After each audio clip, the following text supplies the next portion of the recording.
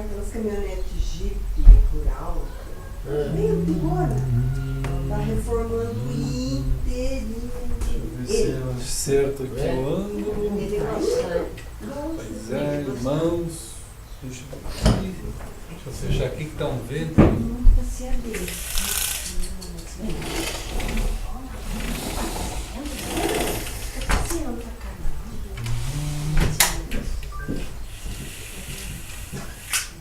Vou começar a ligar aqui.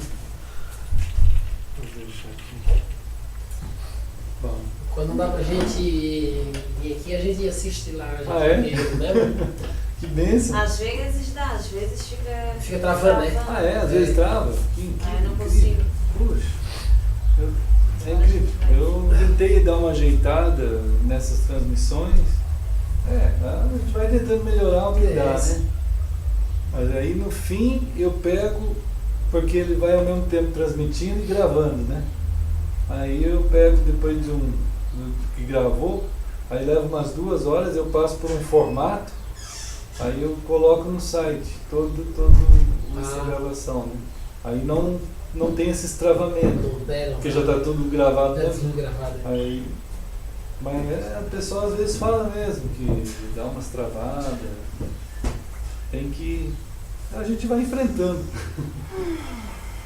É normal, né? Até a tecnologia também é lá. Vamos enfrentando e graças a Deus a gente tem alguma chance de pelo menos manter contato com a turma, né? Oi! Oi, Cristina. Olá! E aí, Gabriel? Tá bom? Firme? Olha Essa camiseta aí tá meio sinistra, hein? Ah, tá parecendo um osso aí. Tá comendo, menino? Oi, moção. Pois é. Então o pessoal tá lá, acho que tá bom assim. Nesse tamanho. Olha, aí eu tive que tirar porque deu uma descida, ó. Aconteceu um problema na estante que eles vão vir, acho, amanhã. É com parafuso? É com parafuso, é.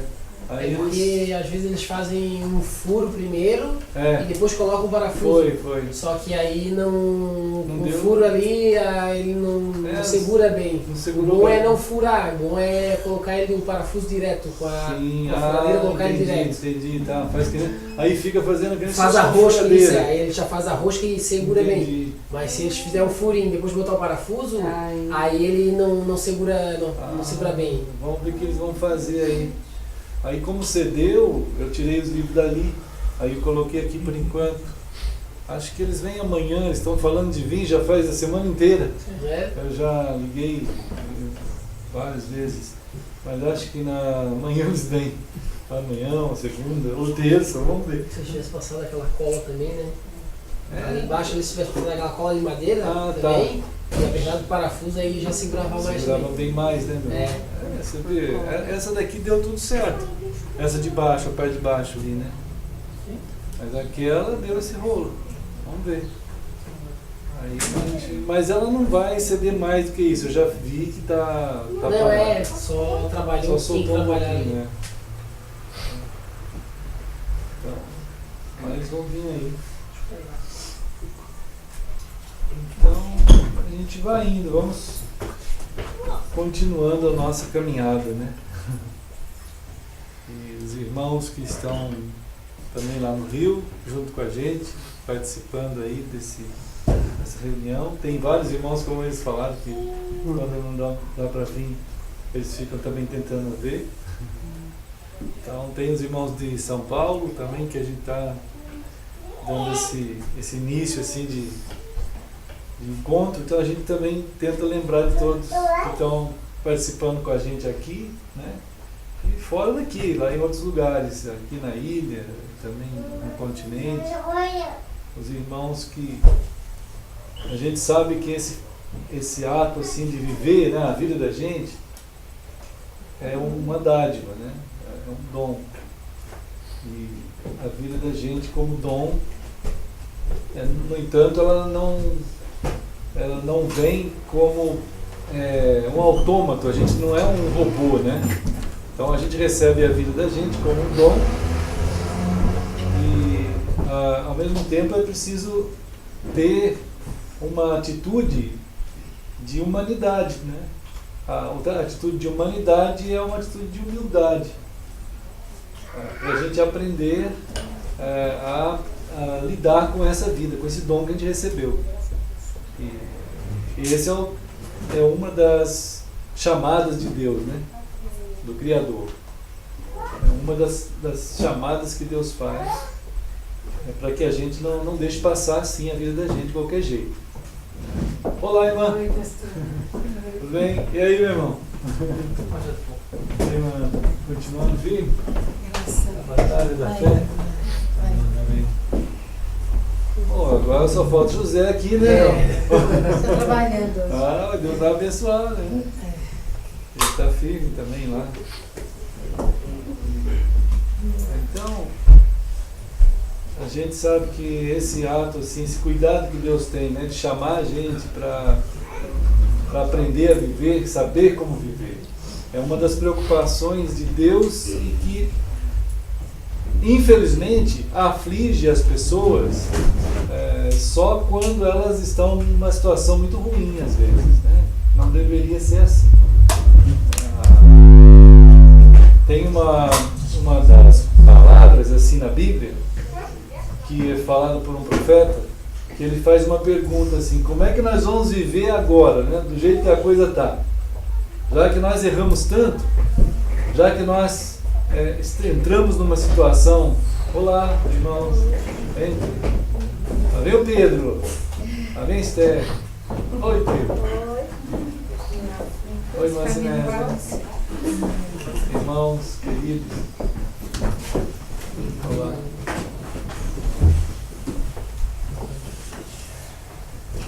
Então, amados,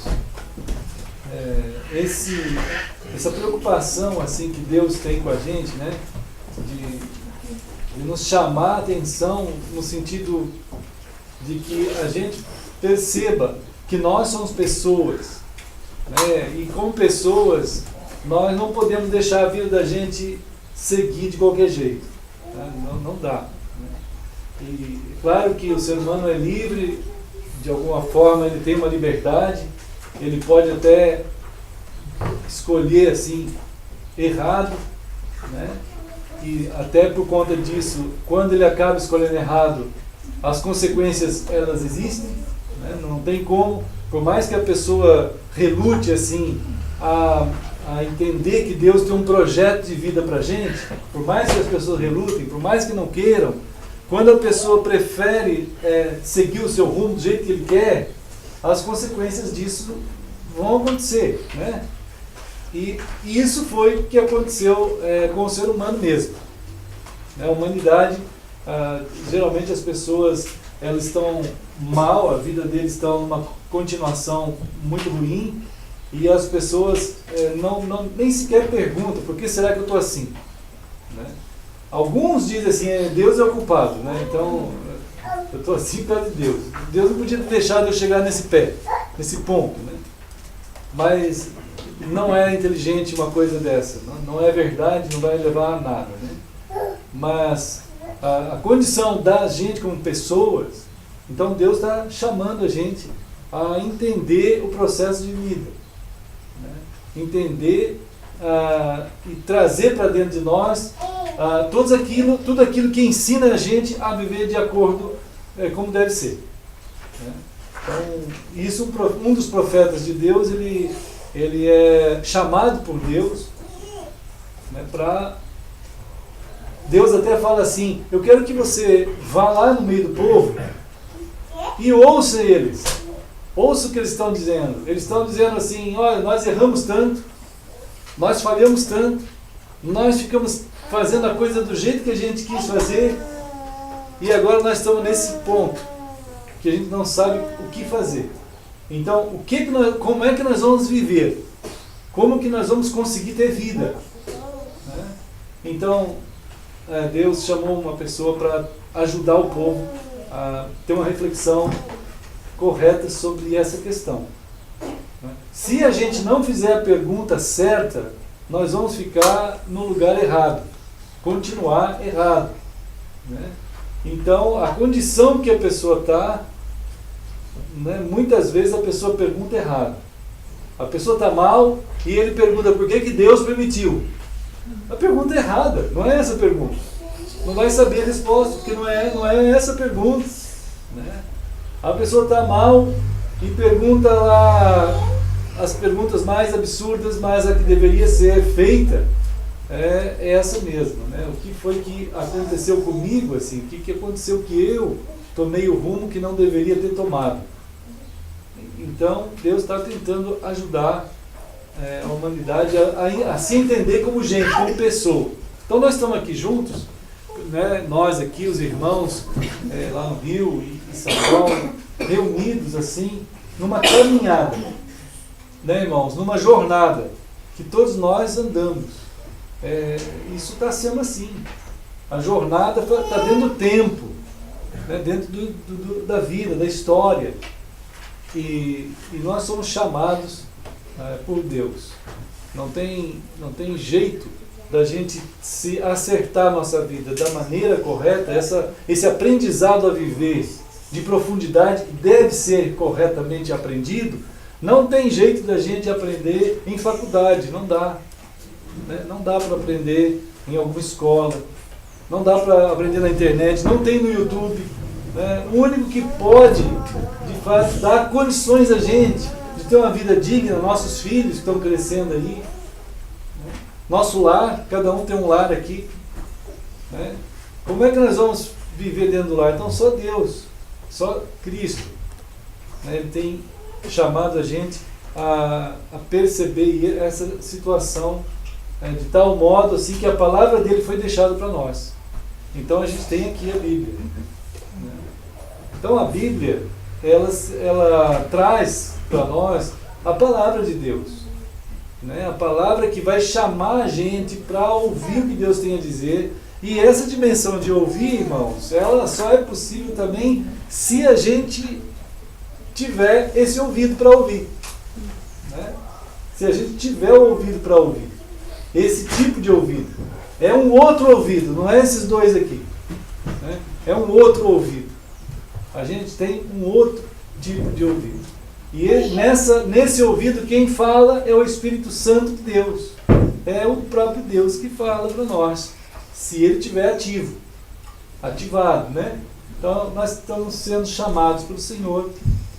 A primeira coisa que acontece para a gente ter vida de Deus na gente, em nós, é porque Deus chama a gente, né? Então isso é algo que não tem como fazer também diferente, né?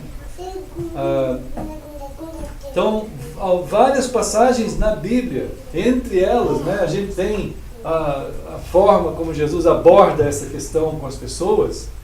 Quando Jesus fala ao Nicodemos em João 3, né? João capítulo 3, ele aparece na Bíblia por causa de Nicodemos, que era uma pessoa muito religiosa, que tinha uma compreensão de vida muito alta, ele era uma pessoa muito correta, tinha um estudo muito elevado, né? Tinha uma moral, a pessoa não fazia nada errado, né? Então, em João 3, a gente tem algumas palavras importantes ali. Então, a gente poderia dar uma olhadinha em João capítulo 3 e ver o cuidado, né, que Jesus tem em estar trabalhando na mentalidade de uma pessoa desse nível, né, de 90 anos, uma pessoa muito boa na sociedade, que tinha uma vida corretíssima, honesto. Então, João capítulo 3, a gente tem uma declaração de Jesus aqui sobre... esse é um fator, gente, que se a gente não tiver Deus ajudando a gente a perceber essas coisas, a gente vai interpretar a vida da gente de modo errado. Quantos de nós, quantos amigos que a gente tem, ele sabe que ele precisa nascer de novo? Né?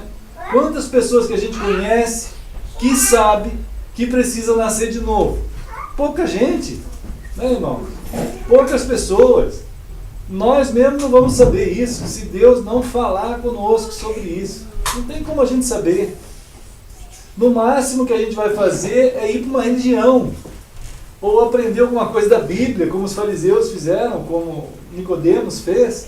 Então João 3, versículo 3, Jesus disse: olha, Nicodemos, se você não nascer de novo, né? Que isso? Olha, nós precisamos ter uma segunda data de nascimento. Temos que ter. Né?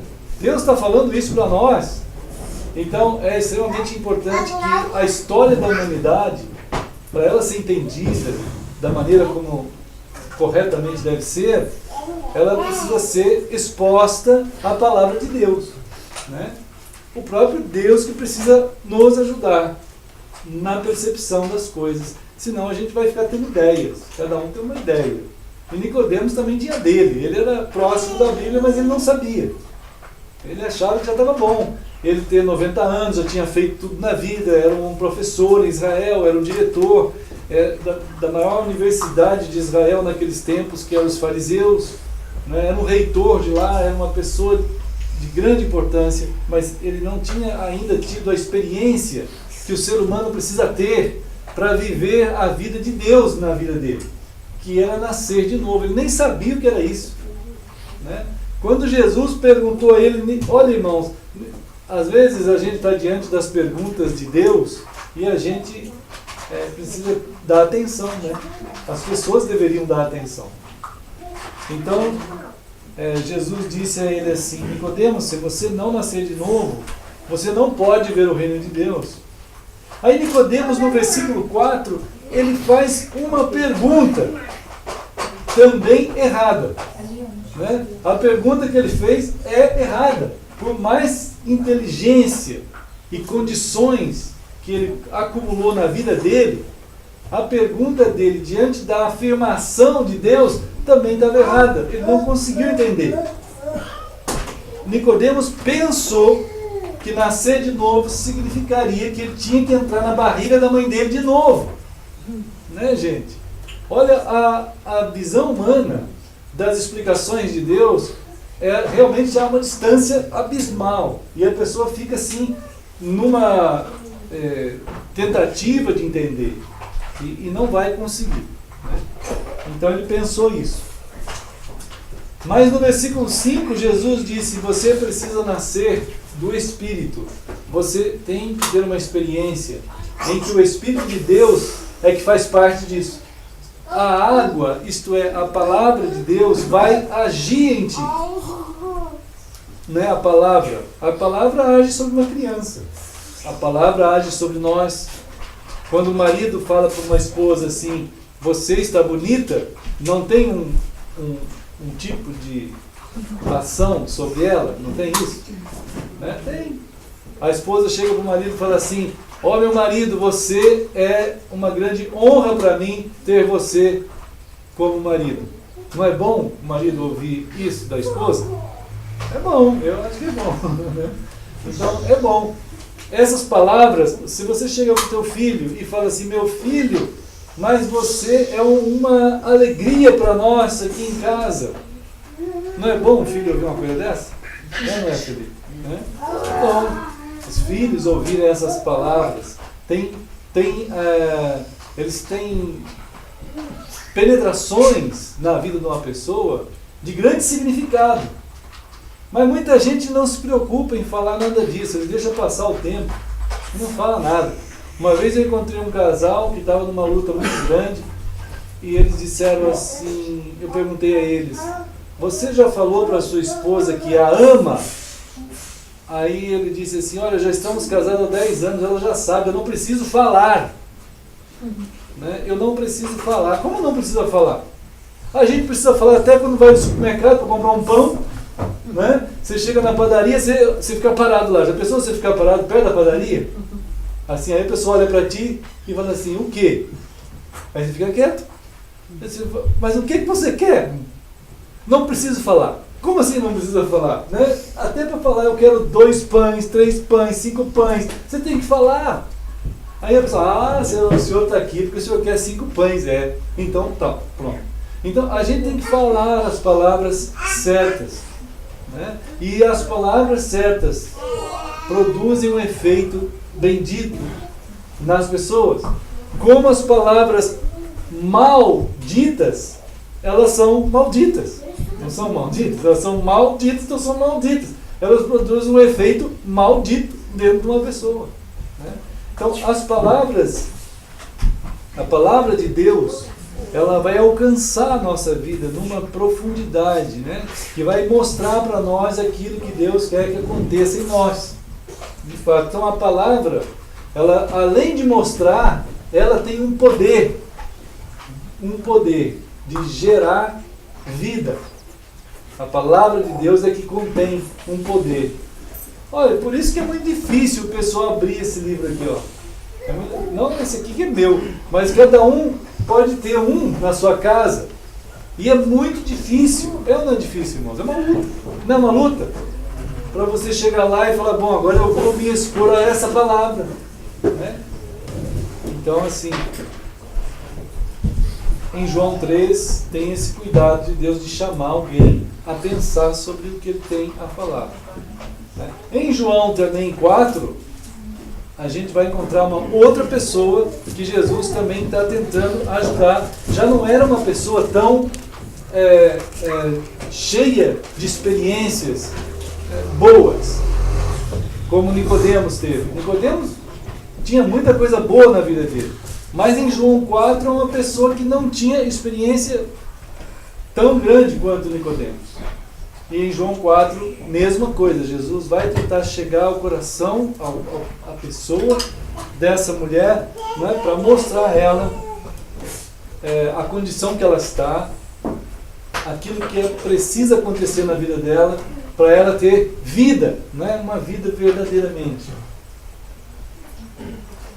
A gente fica pensando assim, qual é o que significa a nossa vida? Até onde ela vai? Até onde a nossa vida vai, irmãos? O que nós queremos viver o dia a dia da nossa vida? Não é até onde ela vai no sentido de tempo, até onde ela vai no sentido de qualidade de vida, né? Até onde há qualidade na tua vida? Qual é a dimensão de qualidade da tua vida? Então essa qualidade só é adquirida de fato se Deus fizer parte da tua vida, se a palavra dele gerar na tua vida aquilo que a palavra de Deus está tentando passar para ti, né? Essa qualidade não depende do tempo, né? Tem gente que pensa assim, eu quero viver até 100 anos, ou eu estou com não sei quantos anos, agora não sei se eu vou viver muito. Então a visão de tempo como a única referência de vida, de tempo, é muito pouco para o ser humano, é muito pouco. O ser humano, ele foi feito, foi construído para eternidade, isto é, para uma qualidade de vida eterna. E isso não depende do tempo. Então Deus está querendo trazer para nós um tipo de vida que só Ele tem. E como não depende do tempo essa vida, se você não estiver morto, se você não estiver morto, você vai viver essa vida. Entende? É isso que Jesus disse sobre, falando para Marta e Maria, quando elas pensaram que o Lázaro estava morto, né? Até elas disseram, Jesus, Lázaro já morreu. Aí Jesus disse assim, ele não está morto, mas ele já estava morto. Mas Jesus disse, aquilo que ele tem não é para a morte. Ele tinha morrido, mas não é para a morte, né? Então ele está tentando passar a elas que essa morte, de fato, para determinadas pessoas não é a morte. Ele continua vivo, né? Agora, tem algumas outras coisas que mesmo a pessoa estando aqui, andando, comendo, respirando, indo para lá e para cá, mesmo assim a pessoa está morta. Existe algo que a pessoa morta pensa que está vivo. E o morto, que as pessoas pensam que estão morto, está vivo, né? Então Jesus foi lá e chamou Lázaro para fora do túmulo. Aí ele saiu vivo.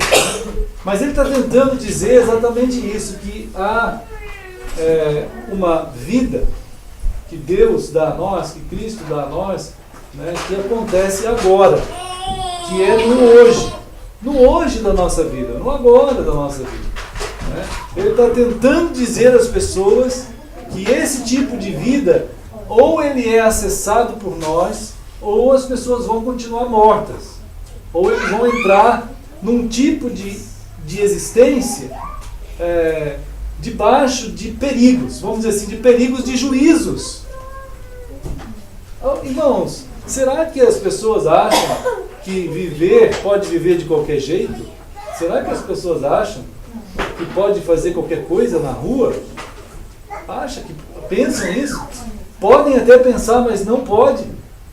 Depende do que fizer, depende da situação que for. Se for um crime, a pessoa vai pagar pelo crime que fez. É ou não é?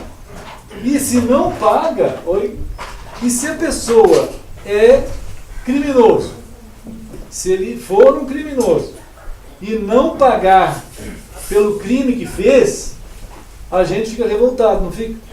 A gente fica, irmão. Fala assim, poxa vida, não é possível, né?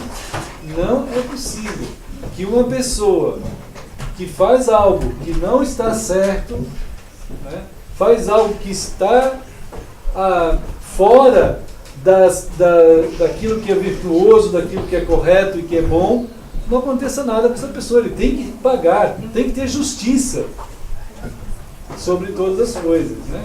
Olá, irmãos. Oi, Irmãos, vem. Sentem aí nos lugares. Olá, queridos.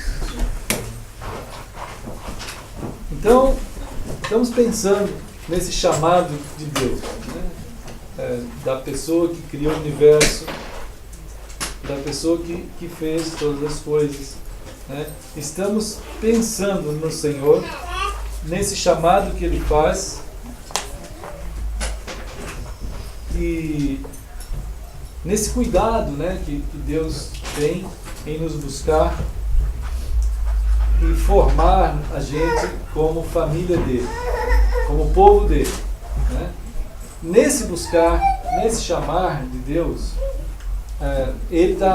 a palavra de Deus vai construir em nós um caráter, né, uma dimensão de vida, um jeito de viver, uma pessoa nova, né? Essa pessoa nova, construída por Cristo, pela palavra dele. Então nós estamos sendo chamados, a gente aqui forma uma família, irmãos. A gente se reúne juntos aqui nesse momento da semana por um ato da graça de Deus em nos mostrar assim algo, né, que nós mesmos não construímos. Não foi nós, não foi eu, não foi os irmãos, né? Algo que Deus está fazendo e construindo uma família, um povo para Ele, né? Uma família dele. Essa família de Deus é ensinada, ela tem um processo de educação, é igual os filhos da gente, né? Eles não ficam soltos por aí pelo mundo. A gente não é assim que acontece, né? O principal propósito de uma família que tem filhos, em relação a eles, é que eles cresçam, né? Que eles tenham condições de desenvolver uma vida plena, né? Uma vida correta, que não dependa de tempo. Como a gente estava dizendo, a palavra vida na Escritura, ela não está ligada a tempo, não depende de tempo, depende daquilo que Deus está fazendo em nós. O pai e a mãe que estiverem cuidando adequadamente dos seus filhos, eles também vão ter o tipo de vida, que do pai e da mãe passam para eles, né?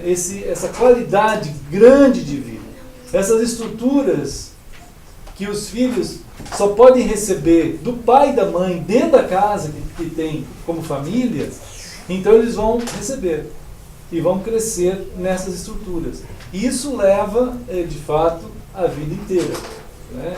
A vida toda é assim que é. Então, no entanto, essa qualidade de vida é crescente. E Deus também trabalha conosco assim.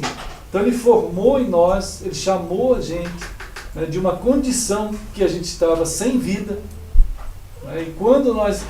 não pode confundir respirar, comer e dormir e qualquer outros atos com esse tipo de vida que Deus tem para o ser humano. Não é isso. Né? É como a palavra céu. Né? Quando o Lipe era bem pequenininho, uma vez ele perguntou assim, ô pai, Deus é uma nuvem? Né? A gente estava ali fora, porque a gente falava céu, céu, céu, e a gente chamava aquele azul de céu também. Né? A gente até chama ainda. Existe essa expressão céu, mas Deus não está lá. É igual aqui debaixo da boca, tem um lugar que chama céu da boca. Deus não está aqui. Né? Deus não está nesse céu nem naquele céu.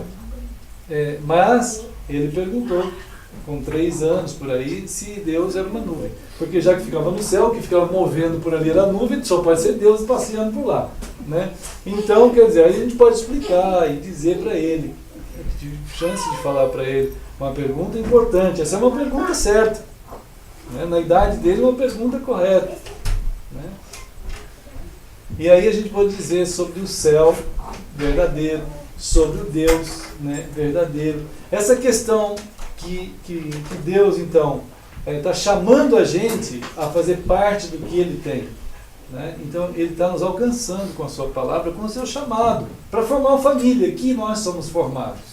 Essa família é estruturada, como família mesmo. Né, irmãos? Deus faz isso por quê? Porque as condições de existir nesse período, irmãos, são desafiadoras. Né? As condições de existir, elas não são simples. Não são simples. Nós temos lutas imensas a passar. Nós passamos por um universo que está falido. Muita gente acha bonito o universo, tem a sua beleza, mas ele já perdeu a sua beleza há muito tempo. A beleza real do universo foi perdida. Não é mais como Deus fez. Não é mais a beleza que havia. Então, no entanto, as pessoas podem confundir que, existindo assim, eles estão vivos. Não estão. Né? A condição de vida que o ser humano precisa ter, né, ela não está nele mesmo. Ele perdeu essa condição. Então, Deus chama o ser humano a fazer parte da vida dele. E quando Ele chama, alcançou nossos corações aqui. E estrutura a gente como família. Né? Essas orientações de Deus são para que na caminhada a gente saiba se localizar com pessoas de Deus, né? E a gente não caminhe na existência de uma forma que a gente fique à mercê de situações extremas e perigos extremos. Não podemos permitir, pelo menos no que pudermos fazer, que nossos filhos não sejam expostos a perigos extremos. Não é verdade? Nós precisamos agir como pai, como mãe, de tal maneira que nossos filhos vão receber orientações adequadas em que nós vamos minimizar o máximo possível para eles não passar por situações de perigos extremos. Isso nós precisamos fazer. Deus vai fazer a mesma coisa. Deus vai trabalhar da mesma maneira. Né? E uma das coisas importantes é saber que somos uma família, irmãos. Somos chamados, se fomos chamados por Cristo, se nascemos de novo, se temos a segunda data de nascimento, então o nosso nome está escrito no livro da vida que está no céu. E esse livro, por um momento, está selado e ninguém pode abrir. E nós estamos estudando o Apocalipse de Deus. Nós estamos procurando entender pelas Escrituras o que significa a escatologia, né? A finalização das coisas, quanto à escatologia humana também. E lá em Apocalipse, nós vamos encontrar no capítulo 4, né? Apocalipse 4, uma das orientações de Deus, aqui em Apocalipse 4,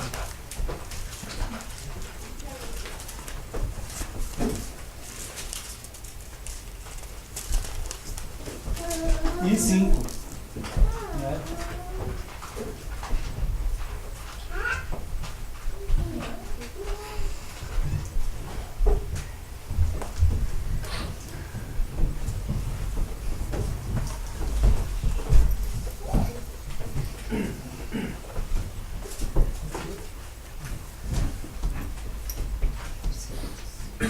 Apocalipse 4.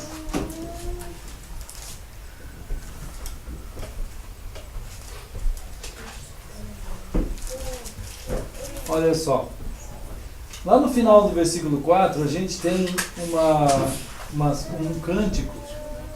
E diz aqui no versículo 11, em que ele está afirmando assim, acharam 11 aí, né?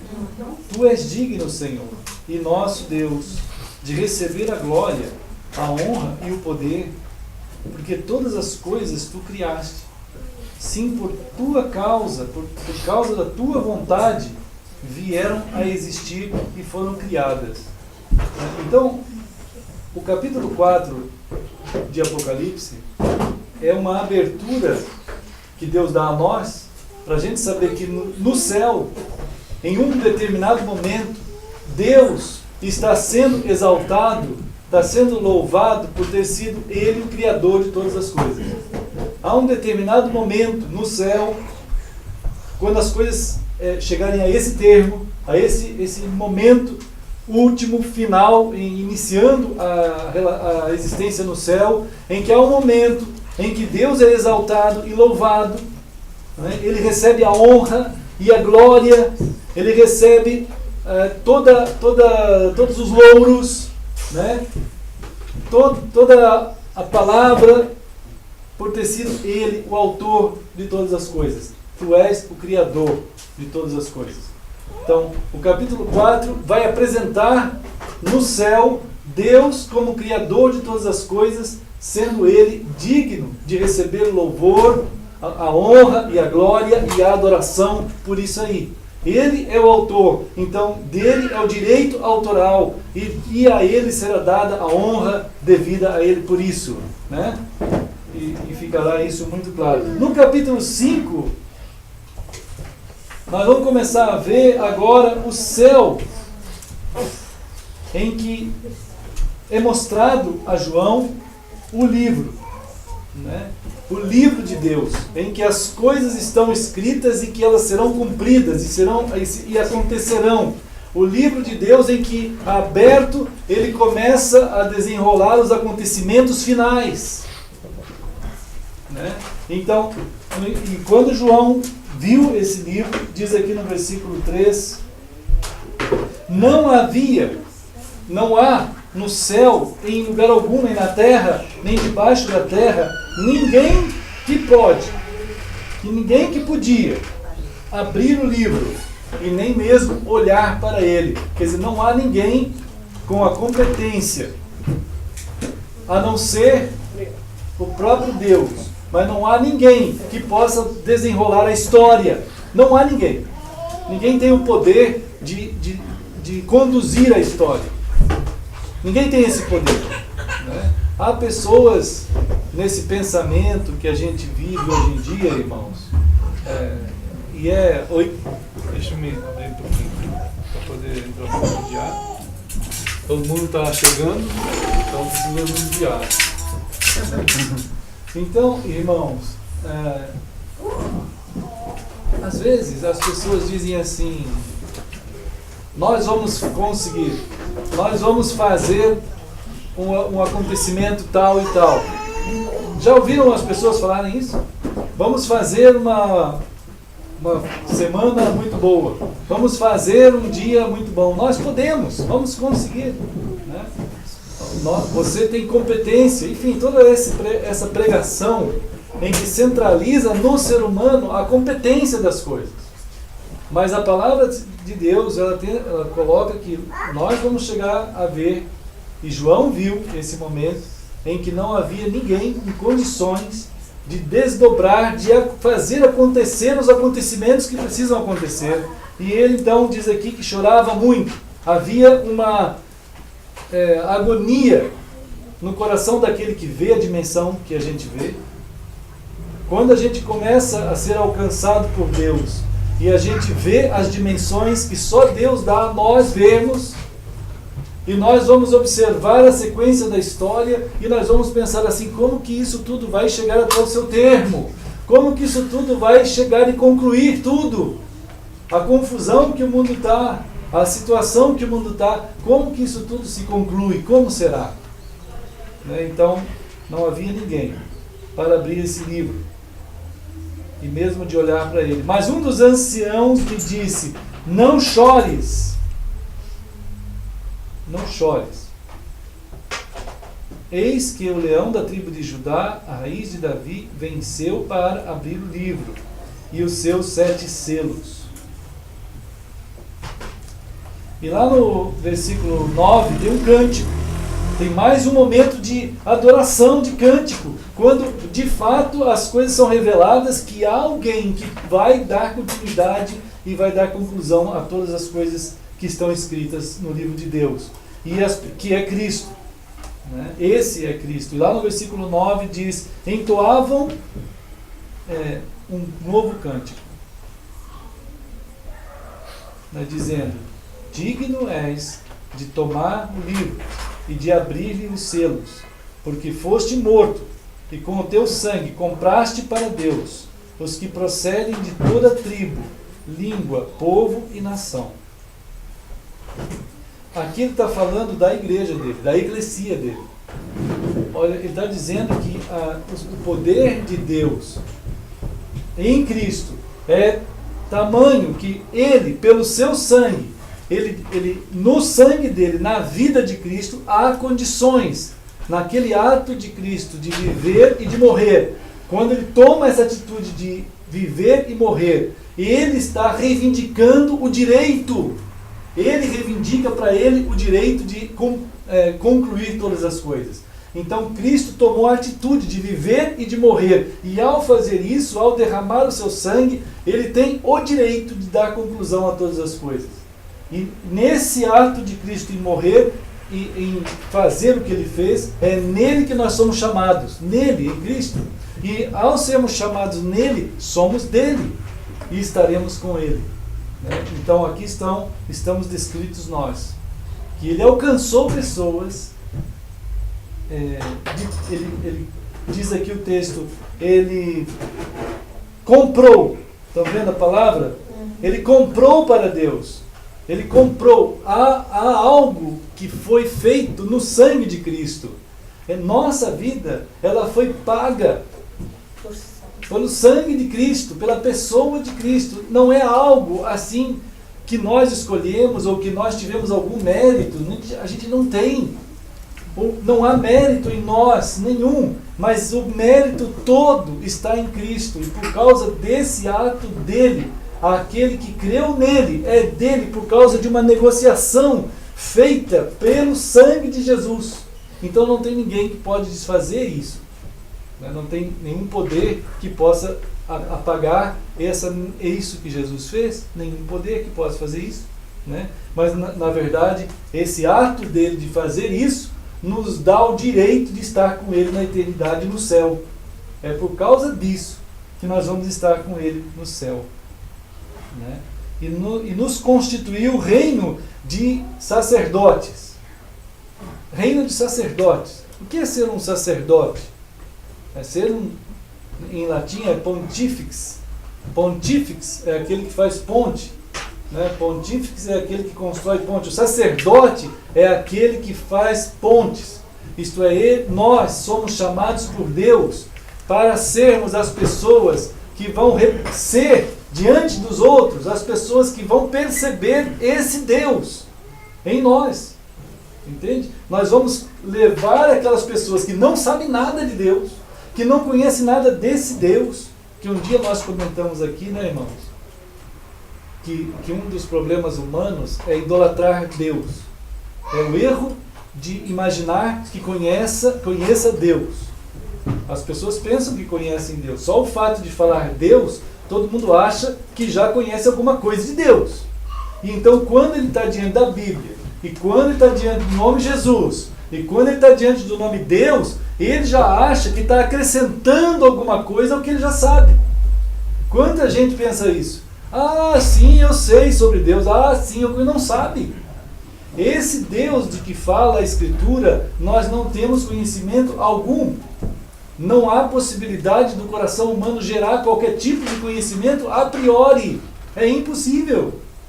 Romanos capítulo 1 diz que o ser humano, o máximo que ele pode produzir da ideia de Deus é uma idolatria que tem o nome Deus. Então Romanos 1 vai mostrar que a humanidade, ela tem uma característica espiritual, e por essa característica espiritual ela produz uma ideia dele sobre uma ideia de Deus que ele tem produzida dentro dele. Um sagrado que se transforma numa divindade. Entende isso? Isso é uma produção errada. E que as pessoas fazem. Tanto é que todo mundo imagina um Deus por aí. Cada um imagina até o seu próprio tipo de Deus. Né? Cada um fabrica uma divindade possível para ele.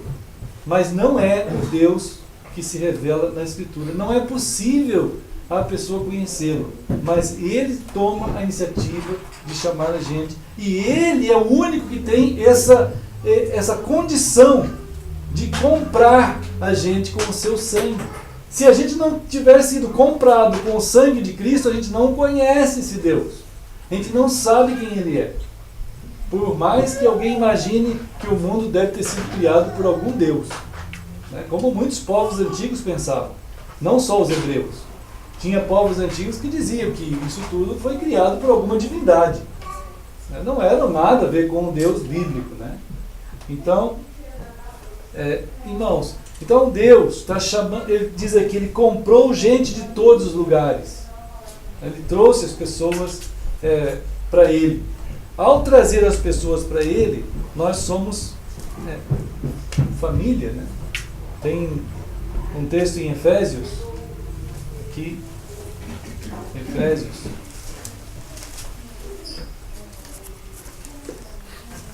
no capítulo 2, ele vai procurar explicar a nossa condição de pessoas sendo alcançadas. Efésios, no capítulo 2, ele vai dizer assim, olha, nossa condição era uma condição morta, né? Em relação à vida de Deus, desse Deus da palavra. Em relação ao Deus que criou o universo, que fala ao ser humano, nós, em relação a ele, nós estávamos mortos. Como diz aqui, Efésios 2:1. Né? Diz assim, ó, ele vos deu vida, estando vós mortos nos vossos delitos e pecados. É tão importante a palavra para nos nortear o que aconteceu com a gente tendo sido alcançados por Deus. Quer dizer, nossa morte, diz aqui declarada no versículo 2, que era uma condição tal que a gente andava e vivia de acordo com o curso de onde? Deste mundo. Quer dizer, tudo que é produzido pela ideia humana, a gente ia vivendo. Olha, isso aqui é legal, vai lá e vive. Ah, isso também é bom, você vai lá e vive. Aquilo outro. Então a pessoa vai indo.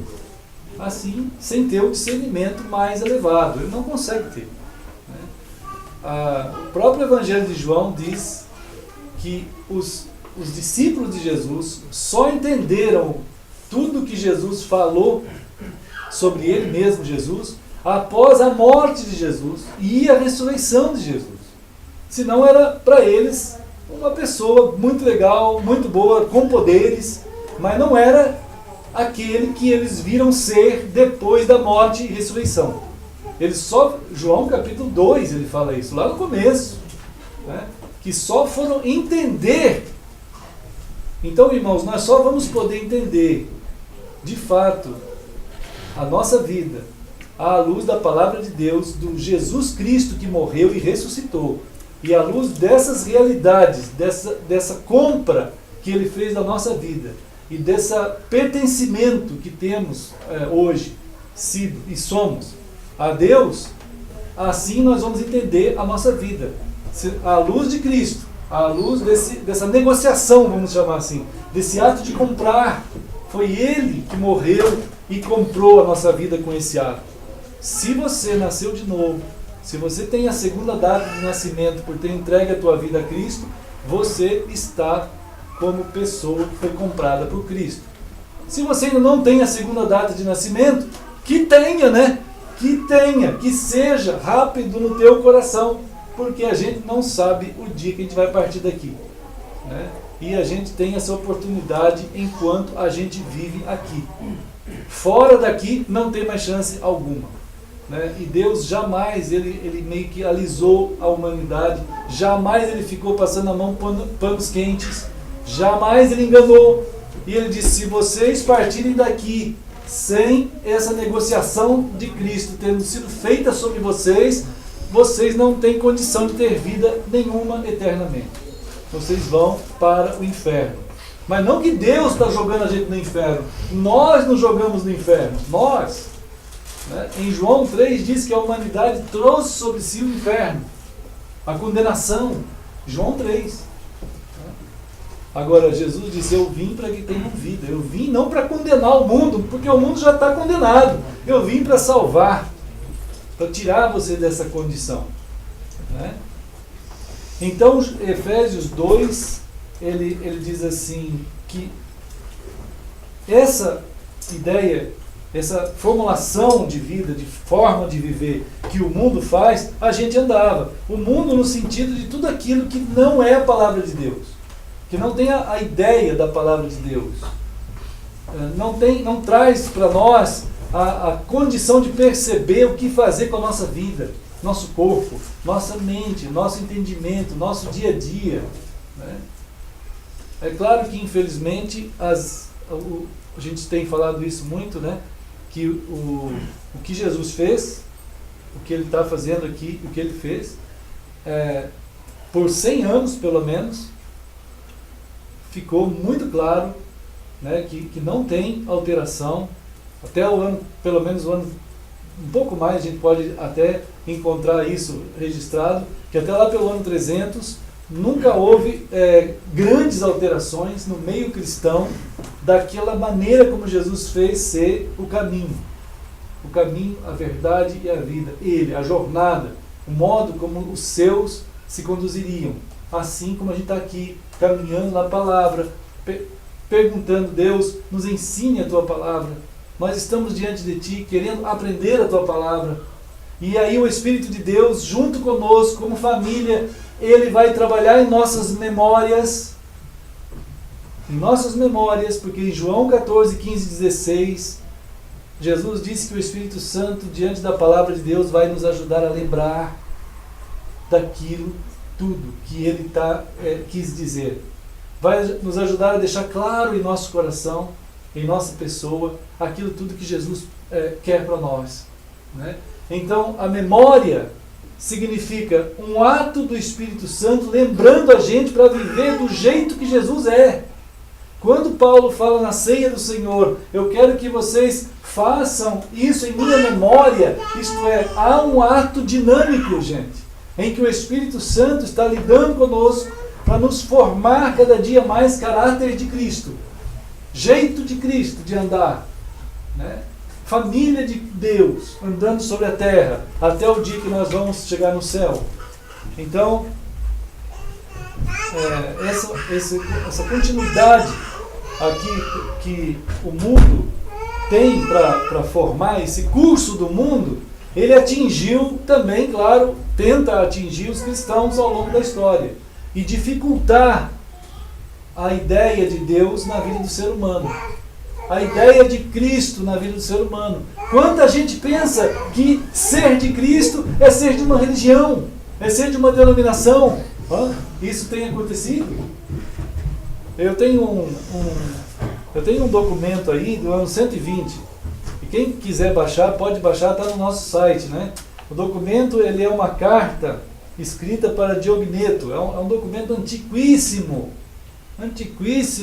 Já pensaram, irmãos? Um documento do ano 120?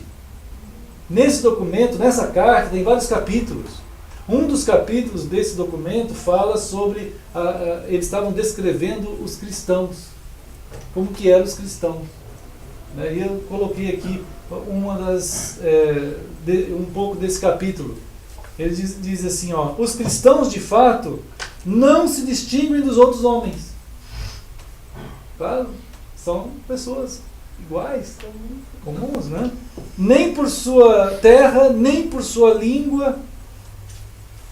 Isto é, nós vamos estar vivendo normal na Terra, vamos estar falando a língua normal das pessoas, igual a todo mundo. Você vai procurar viver assim. Os costumes normais, né? Com efeito, não moram em cidades próprias.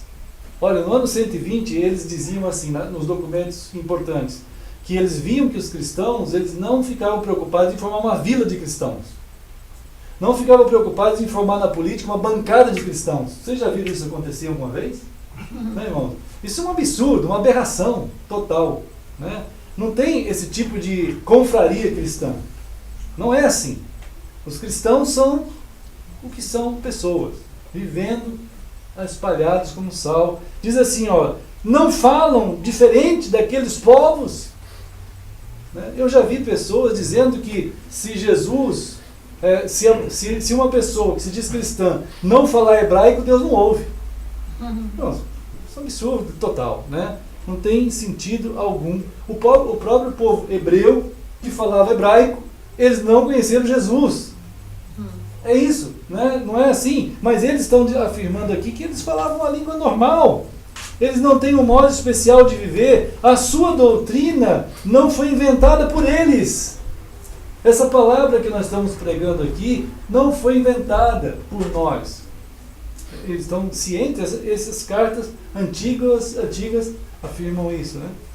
Eles não professam como outros algum ensinamento humano. Olha que coisa incrível que eles perceberam. Pelo contrário, vivendo em casas comuns, conforme cada um podia, adaptando-se aos costumes do lugar, quanto a roupa, alimento e o resto, testemunham um modo de vida admirável e, sem dúvida, paradoxal, quer dizer, contraditório até. Porque a sociedade tem uma forma de viver que nós não aceitamos. Né? Tudo. Embora vivamos na sociedade em paz, em harmonia com todo mundo. Vivem na sua pátria como forasteiros. Parece que eles são, mesmo vivendo na pátria deles, parece que quando você conversa com eles que eles não são dali. Não diz a palavra de Deus que nós somos forasteiros mesmo? Estrangeiros e peregrinos? Não é isso? Isso é isso. A gente passa, quando você nasce de novo, quando Cristo fez o milagre do novo nascimento na tua vida, tu vai saber que tua pátria não é mais aqui. Mas você tem uma pátria aqui também. Mas só que você não é daqui. Né? Olha, participam de tudo como cristãos e suportam tudo como estrangeiros. Toda pátria estrangeira é pátria deles. E cada pátria é estrangeira. Já pensou? Isto é, eles perceberam que os cristãos não tinham raiz aqui. Não tinham raiz. Eles não estavam, eu tenho que ter uma casa, se eu não tiver uma casa. Pode ter uma casa, não tem problema. Pode ter. Mas se a tua raiz não pode estar ali. Não pode estar ali. Se eu não tiver um lugar, um chão. O mundo vai dar um chão para ti, tu vai ser sepultado nele. Né? O que o mundo pode dar é um chão mesmo. Agora, o que Cristo pode dar é um céu. E os cristãos viram isso. E eles sabiam isso. É um céu, uma vida eterna. E eles escreveram sobre isso. Casam-se como todos. Casam-se como todos. E geram filhos. Eles estão falando dos cristãos. Né? Mas não abandonam os recém-nascidos. Né, irmãos? Que coisa linda, coisa maravilhosa. Põe a mesa em comum. É muito bom a gente poder receber os outros. Eles viram, os cristãos gostam de receber os seus irmãos. Eles têm a mesa em comum, mas não têm um leito em comum. Está vendo que coisa impressionante? Eles não são imorais a ponto de repartir a esposa. Né? Eles estão na carne, mas não vivem segundo a carne. Moram na terra, mas têm a sua cidadania no céu. Obedecem às leis estabelecidas, né? Mas com a sua vida ultrapassam as leis. É claro, Paulo fala isso, né? Que as autoridades, o que foi feito pela lei do mundo, que é uma dádiva de Deus, até Romanos fala isso, ela é para assegurar o mínimo possível de direito mínimo e justo para todas as pessoas, mas é o mínimo. E quando uma autoridade exerce a sua autoridade, ele tem que agir com rigor. Mas se a pessoa está em Cristo, ele vai estar sempre acima desse nível mínimo. Então ele não se preocupa, né? Ele não tem que ficar se preocupando. Então diz assim: amam a todos e são perseguidos por todos. Estão vendo aqui? Né? São desconhecidos e, apesar disso, condenados. São mortos e deste modo lhes é dada a vida. São pobres e enriquecem a muitos. Carecem de tudo e têm abundância de tudo. São desprezados e no desprezo tornam-se glorificados. São amaldiçoados e depois proclamados justos. São injuriados e bendizem. São maltratados e honram. Fazem o bem e são punidos como malfeitores. São condenados e se alegram como se recebessem a vida. Pelos judeus são combatidos como estrangeiros, pelos gregos são perseguidos, e aqueles que os odeiam não saberiam dizer o motivo do ódio. Odeiam, mas não sabem por que odeiam os cristãos aqui nesse tempo. Né, irmãos? Então, é uma caminhada de luta. Né? É uma caminhada de luta. Mas Jesus disse lá em Apocalipse para João: não chores. Não chores, João. Isso Jesus tinha falado também em João 14. Né? Ele diz assim: não se turbe o vosso coração. Desde João 14, irmãos, até Apocalipse 5, existe um espaço de tempo e que a mesma palavra ela é falada. Desde João 14 até Apocalipse 5, Jesus está dizendo assim: a jornada ela é tão estranha para vocês, vai ser muito estranha sobre a terra, mas não se turbe o vosso coração. Né? Eu vou cuidar, eu vou conduzir essa história, eu sou digno de abrir os selos e eu vou conduzir como eu quero a história. Vocês são guardados por mim, vocês serão guardados por mim, desde agora e para sempre vocês serão guardados por mim. Né? Então, a gente como família de Deus, nós como família do Senhor, o Senhor planejou que a gente vivesse assim, como um povo que caminha como uma família. Né, irmãos?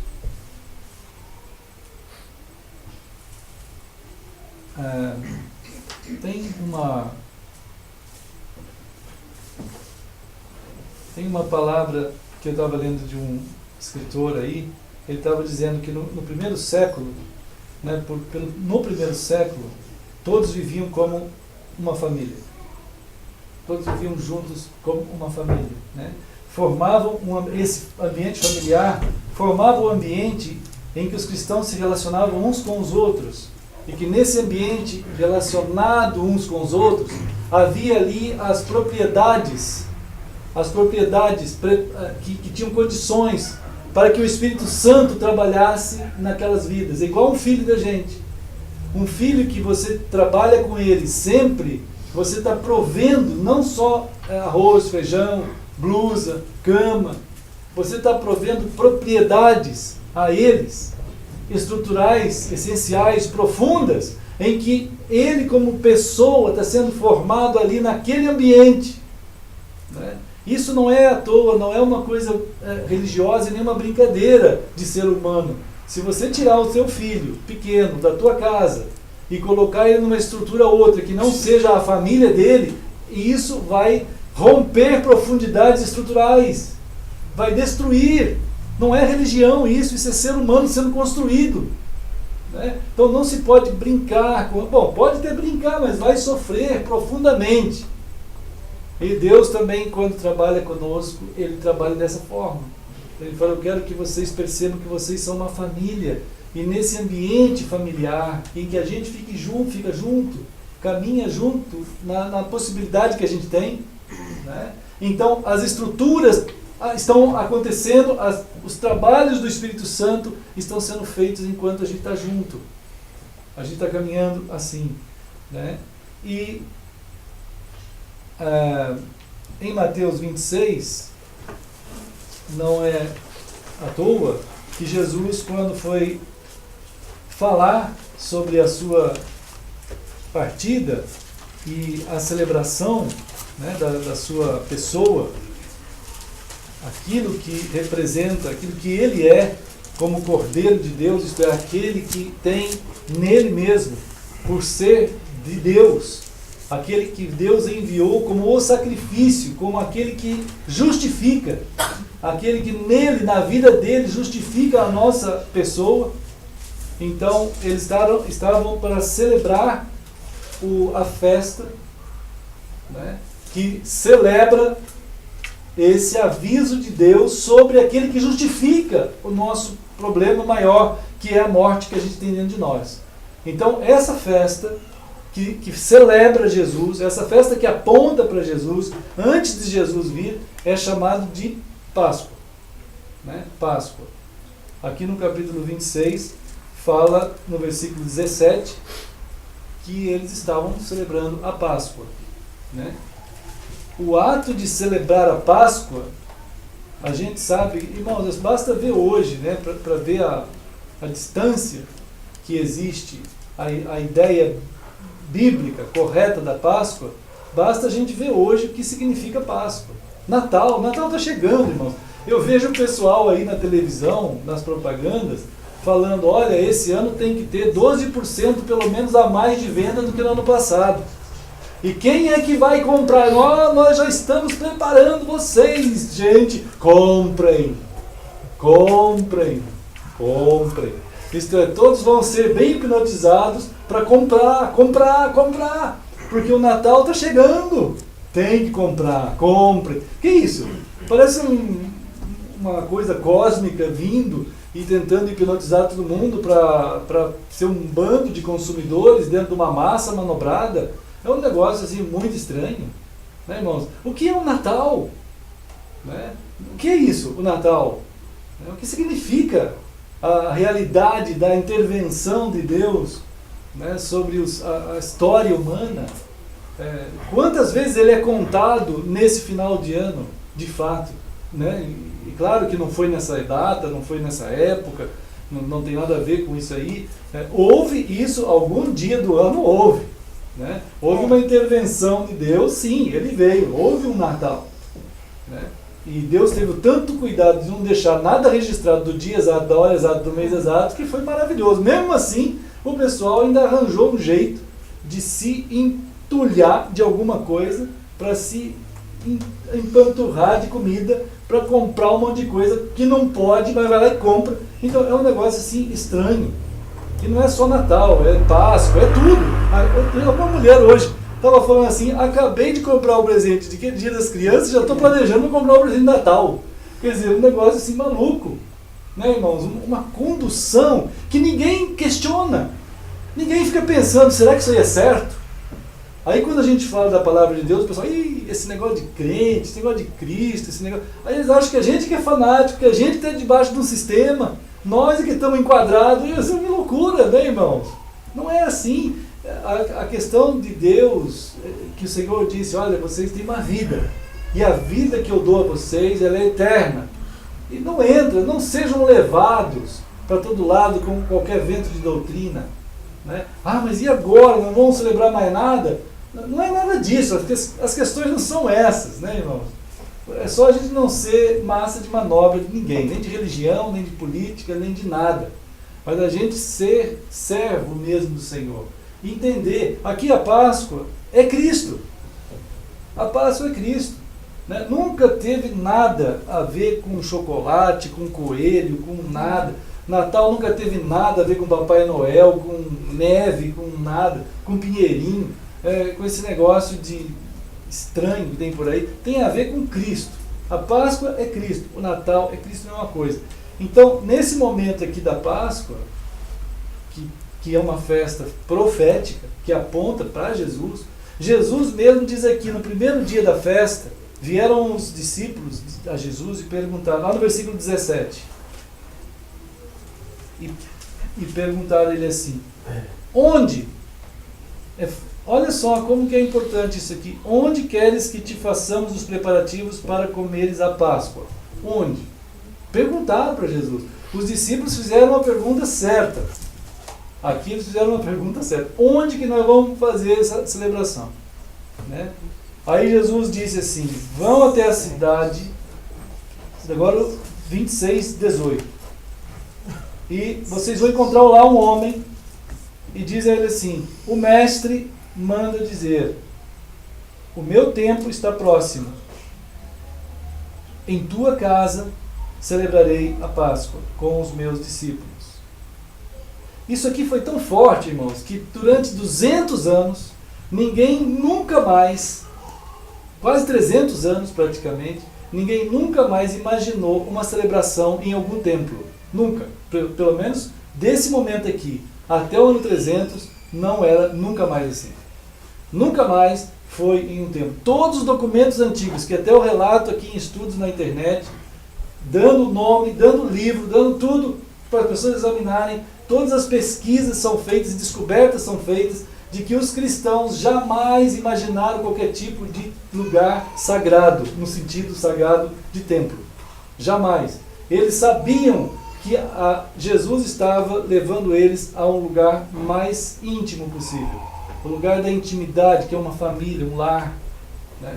E ali naqueles ambientes, eles estavam celebrando Jesus. E isso é precioso demais. Quando a nossa casa, ela honra a Cristo. Né? E Jesus então disse, lá na tua casa. Agora eu olho para hoje e eu vejo as celebrações chamadas de ceia do Senhor.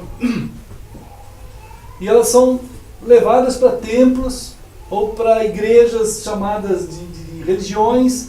Isso é um absurdo. São absurdos. São intervenções humanas e que realmente afastam a pessoa não só do exemplo de Cristo e daquilo que foi para ser, como essas estruturas que oferecem um momento desse familiar, elas não existem mais. Né?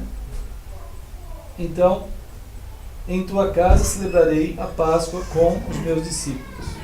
E então diz assim no 19, que coisa bendita o versículo 19, olha só. E eles fizeram como Jesus lhe ordenara e prepararam a Páscoa. Né? Então, quando Deus está orientando a gente, irmãos, quando o Senhor está orientando, né, assim como filhos, até um colega, um irmão nosso, ele falou assim, pastor, será que a gente deve odiar a religião? Não, não tem que odiar a religião, não é odiar, não é isso.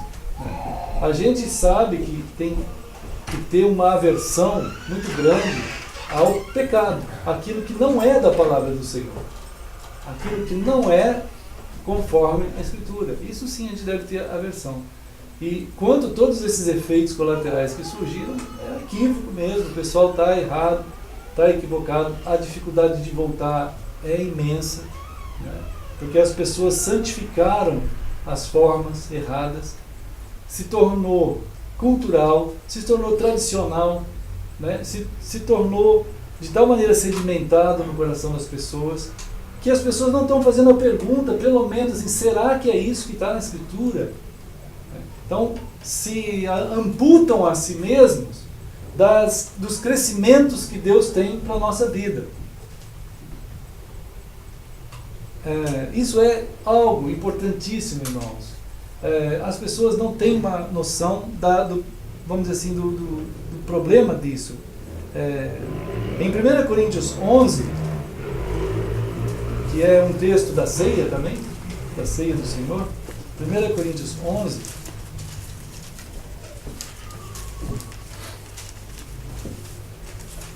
é preciso ter um cuidado nesse momento agora que nós vamos entrar nesse tema, de aprofundamento nisso aqui. 1 Coríntios 11,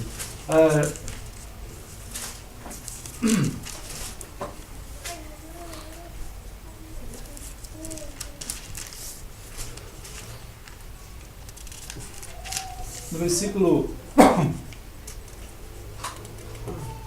17, 11 e 17.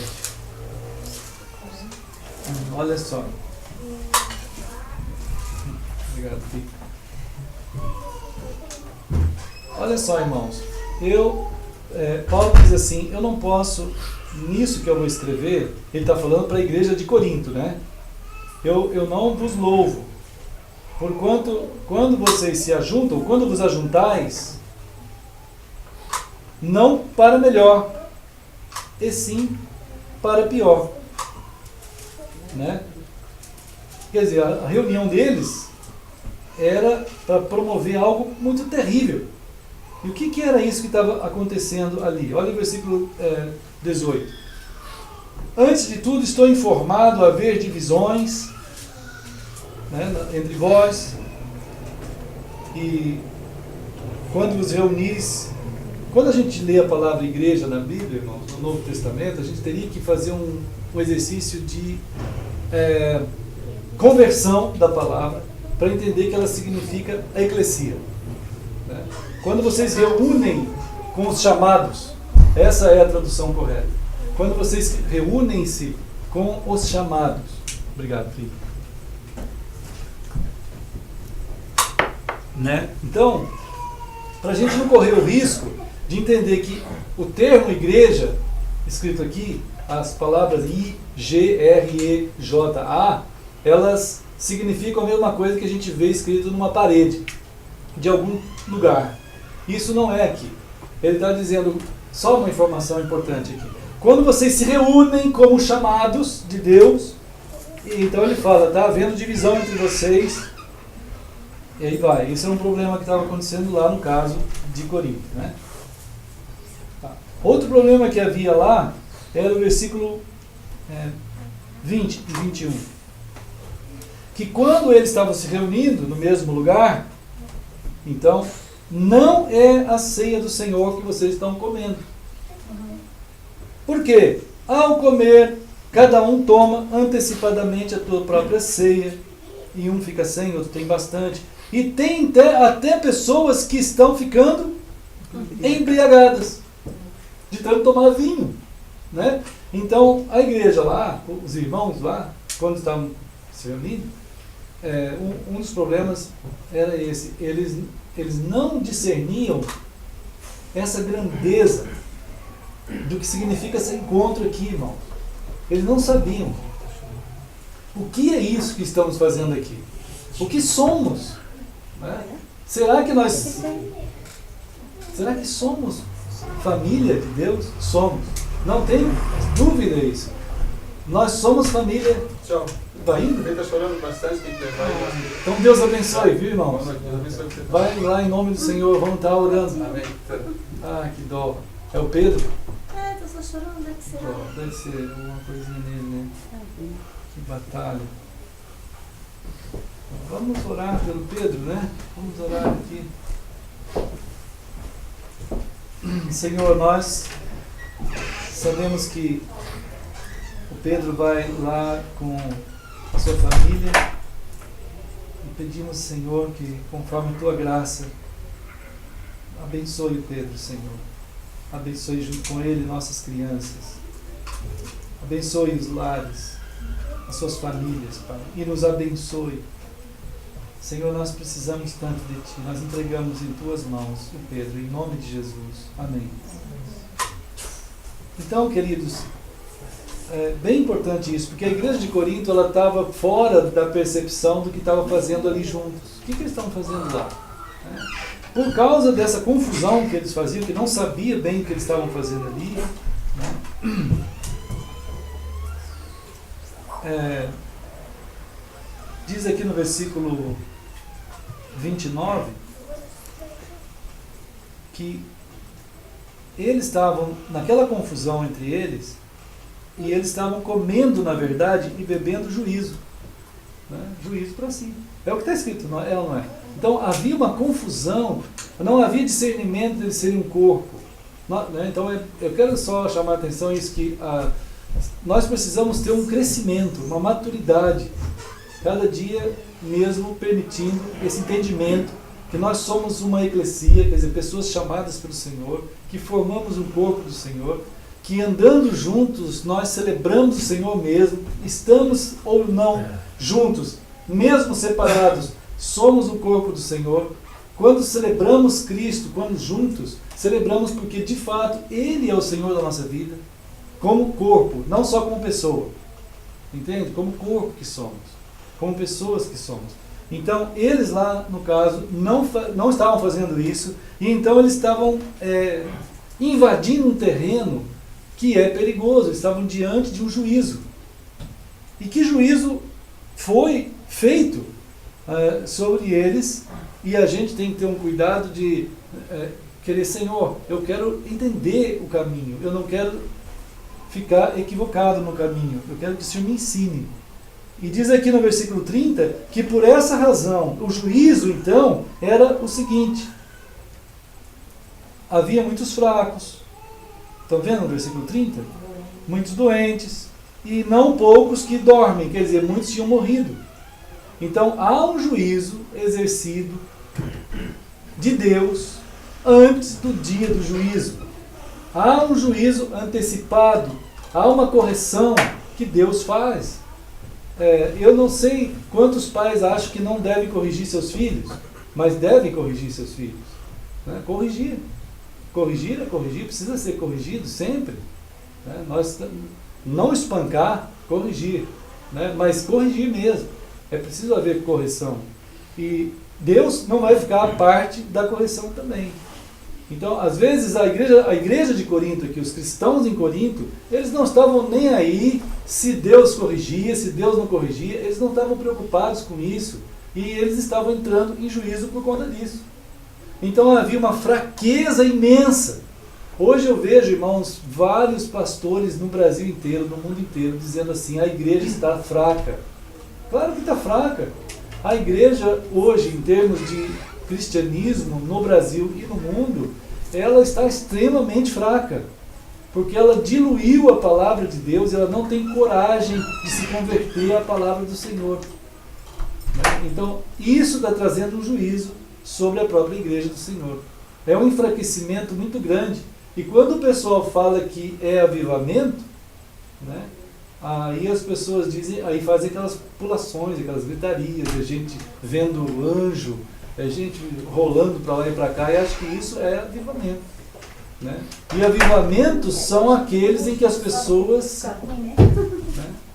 Oi? Eu acho que eu vou junto com eles, porque depois fica mais difícil para mim, né? Tá bom, irmã, vai então. Deus abençoe, viu? Amém. A gente vai compartilhando depois. Estamos orando aqui por vocês, tá? Vamos lá, Deus abençoe.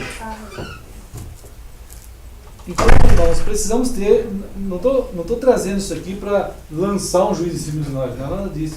Nós estamos só tentando entender o crescimento, a maturidade e a importância de andarmos no caminho como o Senhor orienta a gente. Né? Esse é um exemplo pesado que aconteceu lá em Corinto. Tem um outro exemplo em primeiro livro de Samuel, capítulo 2.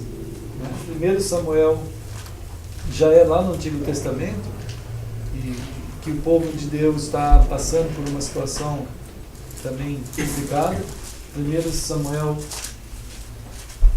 vocês vão lembrar, porque é bem conhecido essa passagem aqui, né?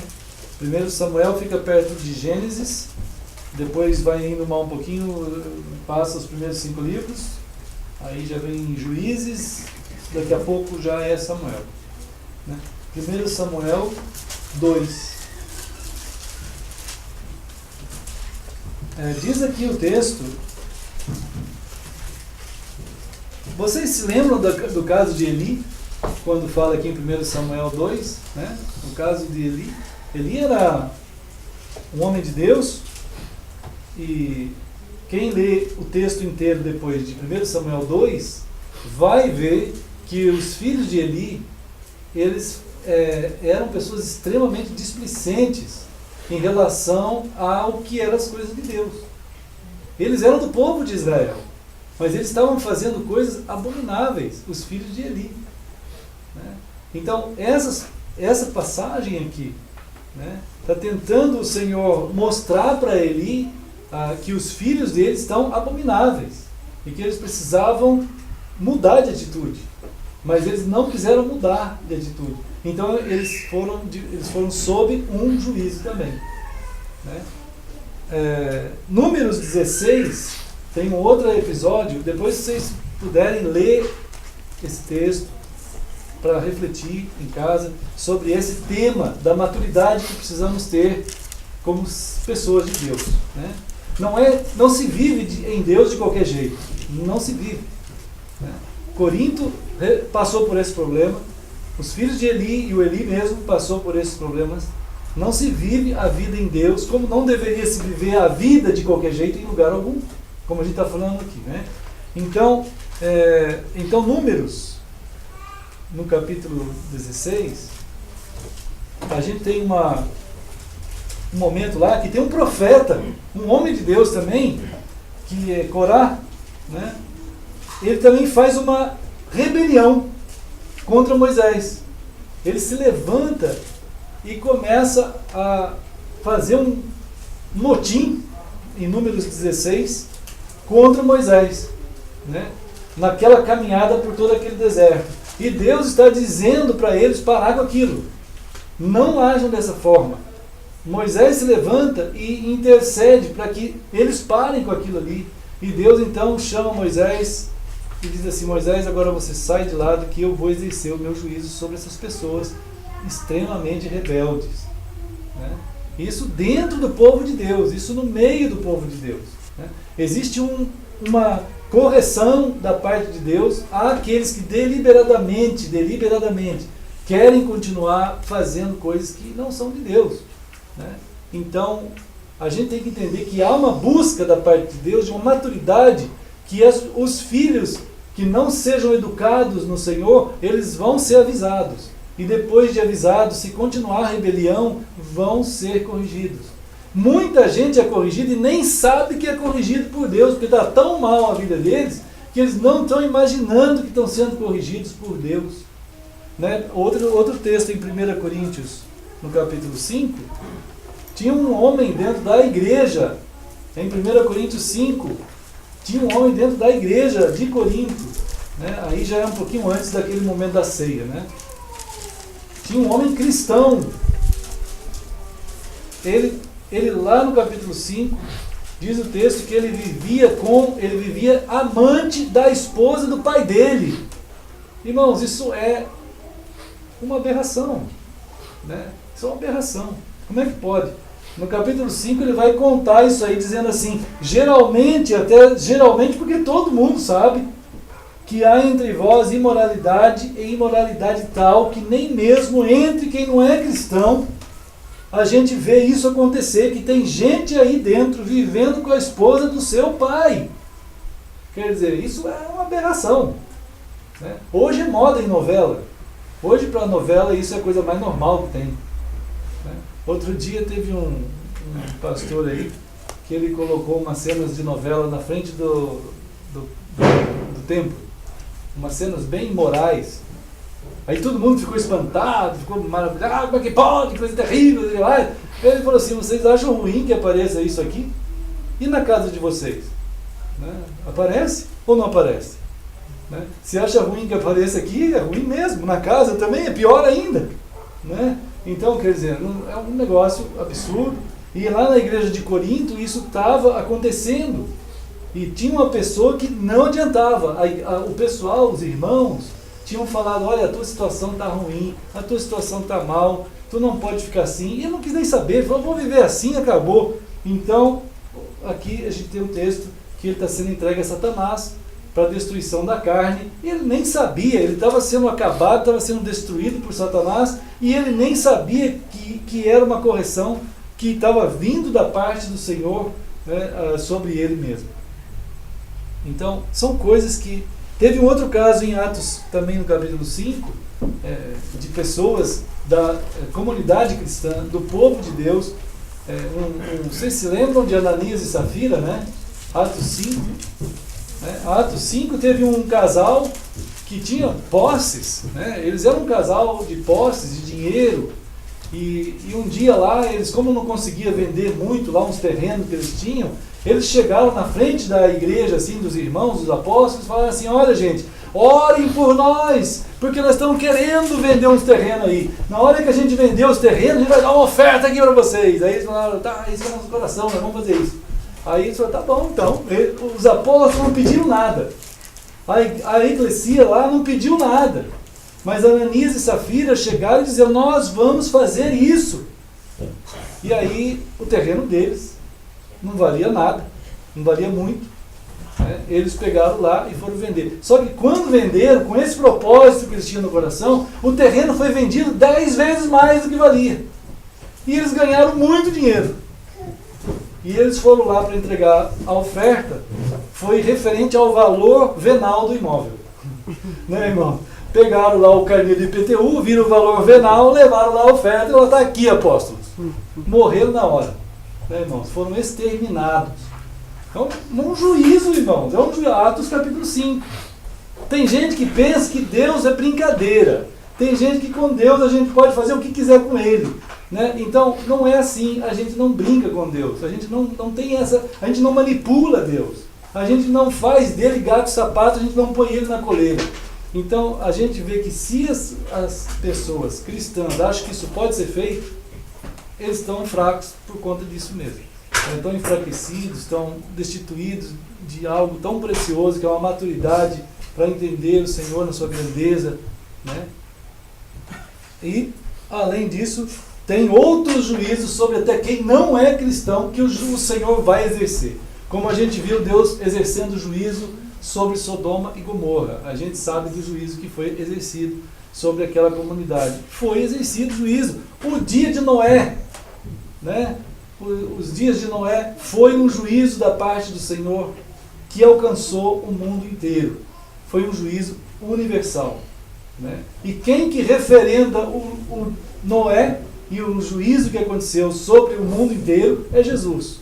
Né? Para mim, mais do que qualquer arqueólogo, qualquer evidência arqueológica que tenha sobre o dilúvio, foi a palavra de Jesus em Mateus 24, que afirma que a vinda dele será como foram os dias de Noé.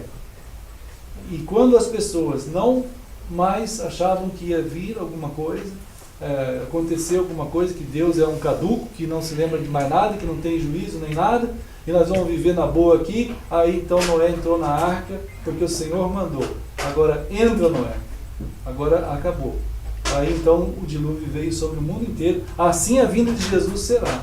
Né? Quando Jesus vier, todo olho o verá. E as pessoas que não quiseram entregar a vida ao Senhor, elas vão ver o terror tamanho que vão cair no chão e vão clamar: esse aí é o Senhor mesmo. E vão querer que as montanhas cubram ele, tamanho é o medo. Mas não vai adiantar mais nada. Né? Então são coisas que a palavra de Deus traz, né, irmãos, para a gente ter um cuidado de querer crescer, né, crescer. E assim nós vamos celebrar o Senhor hoje, irmãos, pensando nessa maturidade, né, nesse caminho escatológico, em que há um Deus zeloso que cuida de nós com amor, né, e com orientação e com correção.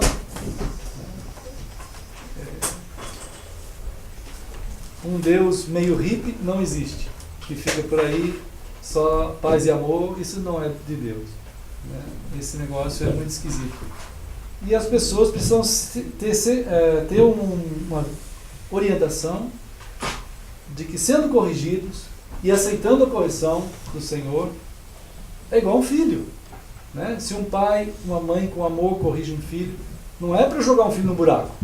Embora eu já tenha visto pais no absurdo de falar para o filho assim: meu filho, pule dessa cadeira.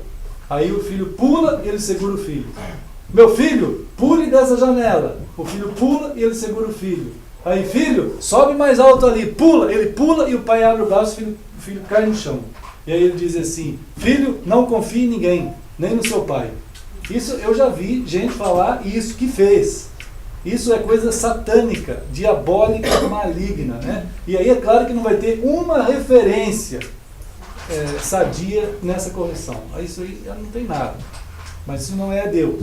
Deus, quando está dizendo é. Quando não é, não é. E jamais ele vai falar para ti: pode vir que eu vou te segurar, e ele vai te soltar. Nunca ele vai fazer isso.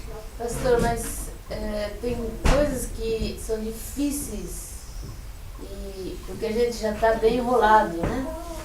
É por isso que ele vai corrigir. Não, eu sei, mas assim, a gente não consegue transformar rápido, Não, de um isso dia para o outro. O teu então- coração está inclinado para o Senhor e odeia aquilo que não é do Senhor. Se isso é verdade, você não está debaixo de juízo. Mas Entende? coisas difíceis Não, de tem mudar. difíceis, eu concordo, isso é verdade. A gente tem mesmo muitas coisas extremamente difíceis. Mas se o teu coração está inclinado para o Senhor e clama a Ele, Senhor misericórdia, eu quero muito o Senhor, eu te amo, E eu vem o preciso temor, de ti. claro, Sim, e vem o então, temor, e mas- vem o temor, então você não está debaixo de juízo, nem vai ficar dessa correção. Ele vai ajudar a gente vai. com a misericórdia vai, dele, isso vai ajudar a gente Sim, a sair dali, né? certamente. A gente tentando. Todos os reis, todas as pessoas que Deus falou, e eles estavam na situação mais terrível que tivesse. E eles foram para o chão, igual o rei de Nínive. O rei de Nínive ia ser destruída. Deus falou para aquele homem chamado Jonas: Jonas, vai lá que eu vou destruir Nínive. Só que, se eles se arrependerem, eu não destruo. Aí o Jonas falou: tá para mim, porque o Jonas odiava Nínive, os ninivitas. Jonas odiava. Ele falou: o quê? Eu odeio esses caras que vivem o tempo todo invadindo Israel e matando nossas famílias. Eles invadem, matam. Agora Deus quer que eu vá lá pregar em Nínive? Eu não vou não, eu vou embora para lá. Aí ele foi para lá. Aí quando ele estava lá, aconteceu todo aquele rolo, que o barco ia afundar, ele falou: o problema sou eu, se jogou no mar. No que ele se jogou no mar, veio um peixão e engoliu o Jonas, e ele foi parar lá na praia de Nínive, vomitado na praia. Aí o Jonas caiu todo sujo de vômito de peixe. Aí caiu na praia lá cheirando mal, e ele falou assim: o quê? Além dele ele odiar Nínive, ele foi pregar. Quando eu vou pregar, geralmente eu ponho um perfume. Agora, o Jonas não, ele estava vomitado. E ele passou correndo pelo meio da rua, aquele cheiro terrível, e falando uma coisa só: ou vocês se arrependem, ou vocês vão para o inferno. E só isso que ele falou. Foi embora. Foi sentar lá em cima para ver o fogo do céu vir sobre Nínive. E quando ele chegou lá em cima, antes dele chegar lá, o rei de Nínive tinha ouvido aquela palavra mais ou menos, mas ele ouviu e o coração dele se quebrantou naquela mesma hora e disse: misericórdia de nós, Senhor, misericórdia de mim, Deus eterno, misericórdia. Foi lá para frente do seu palácio, foi para o chão, tirou suas vestes, se sujou de pó e disse: eu sou isso aqui, Senhor, misericórdia. E na mesma hora Deus mudou a ideia e começou a abençoar Nínive. E o Jonas lá em cima: cadê o fogo do céu? Cadê o fogo do céu? Para vir em cima desse povo. E não veio. Deus então teve que falar com ele: Jonas. Aí o Jonas, cresceu aquela arvorezinha, fez uma sombra. Aí o Jonas falou: que maravilha! Eu vou ver destruição de Nínive na sombra. Aí daqui a pouco morre a árvore. Aí Jonas começa a chorar. Fala: Deus, tu me deixas nesse sol, ver a destruição de Nínive no sol é a coisa mais terrível que tem. Aqui na geral, não dá, eu tenho que ter as cobertas, Aí Deus olha para ele e fala assim: Jonas, tu está chorando por um pé de qualquer coisa que está aí plantado e morreu? Olha lá, 300 mil pessoas, irmãos, 300 mil pessoas se converteram dentro de Nínive. E aí então Jonas, não se sabe o que aconteceu, não tem fim esse livro, porque na verdade não deveria ter fim, era para o Jonas descer de lá e ir lá ensinar a palavra de Deus para aquele povo. Ele não foi? Não se sabe. O fato é que 300 anos depois, bom, isso é outra história, mas ele deveria ter ido. Mas isso aí é uma bênção, quando o coração da pessoa naquele momento, como aquele ladrão da cruz, estava indo para o inferno. Aquele assassino, não era só ladrão, era um assassino. Ele estava indo para o inferno e ele olhou e o outro gritava lá: o que? Nós estamos aqui, esse cara aí falou um monte de coisa. Aí ele olhou para aquele homem e falou assim: olha, nós merecemos estar aqui, mas esse homem não. E ele olhou para Jesus e disse: Senhor, lembra de mim quando tu vieres no teu reino. E Jesus simplesmente olhou para cá e disse assim: daqui a pouco nós vamos estar juntos lá no céu. Eu vou entrar contigo, eu vou te levar para lá. E eles morreram. E Jesus entrou. Olha, irmãos, a pessoa que Jesus levou junto com ele para o céu foi aquele homem que estava do lado dele. O outro não quis, mas um quis. Isso é assim. Então, a misericórdia de Deus é maior do que a nossa. Nós podemos pensar que qualquer iniquidade que tem. Mas precisa ter esse quebrantamento, essa inclinação. Então tá, irmãos queridos, em Mateus 26, Jesus está falando sobre a ceia que nós vamos celebrar, sobre Ele mesmo, né? Sobre Ele mesmo. Que bênção poder celebrar Jesus. A irmã Nancy vai passar entregando o pão. E naquela casa, naquela sala de jantar, naquele cenáculo, naquele lugar simples, todos eles estavam reunidos, como nós estamos aqui agora, e Jesus estava pegando aquele pão e estava procurando passar para eles que a partir daquele momento não havia mais Páscoa, o que havia agora era um Novo Testamento. É uma nova aliança. Até então, todo o povo, ele celebrava essa Páscoa. Né? Mas a partir desse momento, o que a Páscoa apontava, estava pegando a Páscoa. Jesus, que era a Páscoa, ele pegou a Páscoa na mão. Né? E ele disse assim, ele estava dizendo, agora não tem mais que pegar essa Páscoa, agora vocês vão celebrar ele. Né, que é o alimento que nós temos para a nossa vida. E então Jesus abençoou o pão.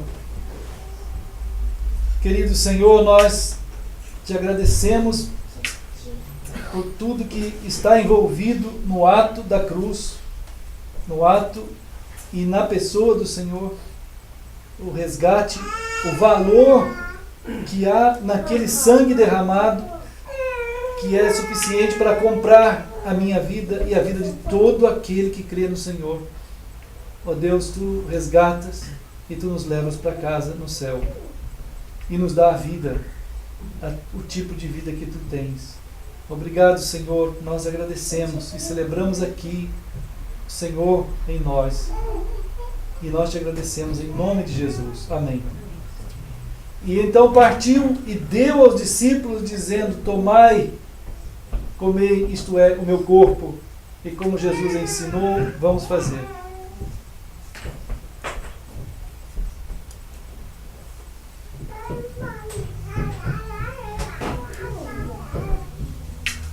Amém. Amém, né, amados? É verdade.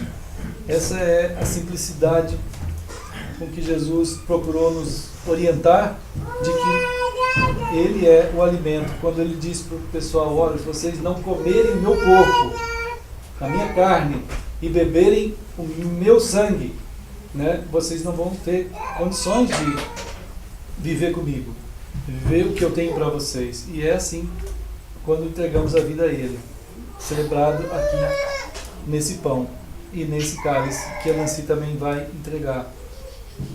E diz a palavra de Deus que depois, então, que eles comeram o pão, celebrando o que Cristo fez por eles na cruz, então foi entregue o cálice. E tendo dado graças, Jesus deu aos discípulos, dizendo, bebei dele todos, porque isto é o meu sangue, o sangue da nova aliança, derramado em favor de muitos, para a remissão de pecados. E digo-vos que desta hora em diante eu não beberei deste fruto da videira, até aquele dia em que eu beberei convosco o vinho novo no reino de meu Pai. E vamos orar. Senhor, nós estamos juntos como tua família, Senhor. Senhor, obrigado por nos comprar com o teu sangue. Há um preço que foi pago por nossas vidas, Senhor. Esse é um altíssimo preço no sangue do Senhor. Nós estamos celebrando a entrega da tua vida ali, quando até a última gota do teu sangue caiu sobre a terra. A tua vida foi entregue como Cordeiro de Deus, aquele Cordeiro que João viu, o Senhor que ele viu, como um Cordeiro que foi morto e vive para sempre.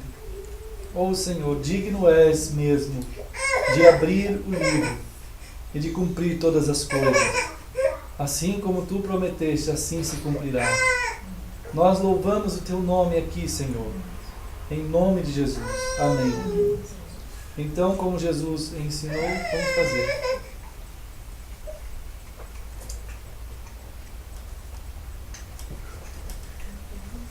E assim, Senhor, nós fizemos mais uma vez, como tua família reunida, Senhor. Como o Senhor ensinou e nós anunciamos assim. Que o Senhor um dia virá desse céu, que nós hoje olhamos assim para cima e vemos essas estrelas, mas há de chegar o dia que nós o veremos sendo repartido ao meio e aberto, e todo o olho verá a tua glória, Senhor. Obrigado, Senhor Jesus querido. Em nome de Jesus oramos. Amém. Então, amados, assim a gente vai continuando, né? E que o Senhor abençoe nossas crianças e os familiares, os pais, nós todos, que também temos parentes e queridos, né, e amigos que nós queremos muito que sejam alcançados. Os irmãos dos seus trabalhos, sejam os irmãos, né, uma bênção onde cada um de nós formos. E qualquer coisa assim, vamos compartilhando, irmãos. Qualquer dúvida, qualquer palavra, vamos nos fortalecer no Senhor e na força que há no seu poder. Vamos nos escrever, vamos nos ligar, vamos teclar, vamos compartilhar, mas fundamentados em Cristo, né? E assim, tem hoje um chá, né? E umas bolachas. E qualquer uma oferta pode ser entregue ali, que possamos ter sempre os recursos da parte de Deus para continuar o que precisa ser continuado. Vamos continuar orando, irmãos, pelos irmãos lá de Angola. Devemos ter um estudo com eles. Eles disseram assim: pastor, nós queremos muito essa aula, né? Tu não podes mais lá na faculdade, então agora nós queremos uma aula contigo. Então, nós queremos levar isso daqui a alguns anos para que lá em Angola seja montado assim, esse estilo. Então, eu falei, vamos juntos, né? Deus há de nos abençoar. Provavelmente será ali, ou a irmã já ofereceu sua casa, ou no shopping também, onde for possível. Eu já tenho falado com eles, acho que janeiro começa. Estão querendo uns encontros antes, vamos ver se dá. E é uma porta aberta. Tem uns irmãos que nós tivemos lá, eu tive na casa deles quarta-feira, que vieram do Paraguai, e as filhas se casaram com brasileiros que queriam muito conhecer a palavra de Deus. Eles moram ali na Agronômica, no morro. Foi uma imensa bênção aquela reunião. A casa estava muita gente lá. E a gente vê pessoas chorando por causa da palavra de Deus. Uma bênção que a gente sabe que é de Deus. E eles querem muito. Então, quinta-feira eu vou lá de novo, né? Se alguém quiser ir junto, pode ir. Nós vamos encontrar ali na sapataria do irmão Modesto. Irmão Modesto, que fica ali na Trindade, na Lauro Linhares, tem uma sapataria ali. Então, nós vamos nos encontrar ali 7 horas e às 7h30 na casa deles, quinta-feira, né? Então, ali tem aquelas pessoas todas que estão com muita vontade de Cristo e querem muito também andar assim. Eles falaram que já estiveram em muitos lugares e querem. Lá no Paraguai eles tinham grupos familiares e ainda não tinham encontrado algo assim. Então vamos orar por eles, né? E assim, amados, que o Senhor nos leve na sua paz. Deus abençoe. Vamos nós. Meu filho, Deus abençoe, querido. Amém. Deixa eu só mostrar o povo todo, para que a turma possa fazer um tchau. Olha aí, pessoal, um tchau aqui, mas aqui agora, aqui, a irmã Heloísa ali, fazendo tchau. O pessoal pede, né, irmãos, que eu possa só dar uma mostradinha assim, porque os irmãos ficam lá no Rio, lá em São Paulo e não sei mais onde que os irmãos estão, mas eles falam assim, queríamos muito ver os irmãos, né? Há uma comunhão muito grande. Então, queridos, vocês já viram, se quiser ir lá tomar chá pode vir. Então eu vou desligar, tá? Deus abençoe aí, amados, no Rio, São Paulo e qualquer lugar que o Senhor tem levado. Então Deus fortaleça os irmãos queridos. Amamos vocês. Então, vou fechar aqui. Vamos tomar um chá.